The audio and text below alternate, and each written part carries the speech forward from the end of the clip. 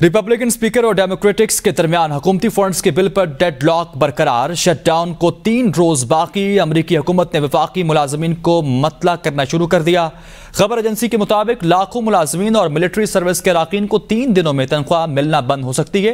कुछ एजेंसियों ने बहुत सा कारकुनों को फंड खत्म होने के इम्कानात के बारे में भी आगाह करना शुरू कर दिया है।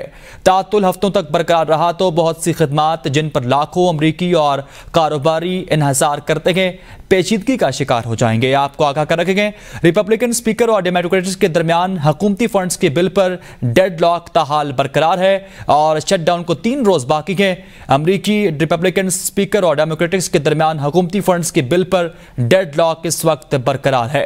शट डाउन को 3 रोज बाकी है। अमरीकी हुकूमत ने वफाकी मुलाजमीन को इस हवाले से इत्तला देना शुरू कर दी है।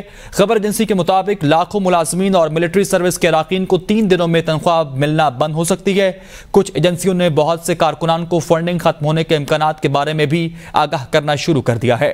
तातुल हफ्तों तक बरकरार रहा तो बहुत सी खिदमात जिन पर लाखों अमरीकी और कारोबारी अफराद इन्हिसार करते हैं पेचीदगियों का शिकार हो जाएंगे।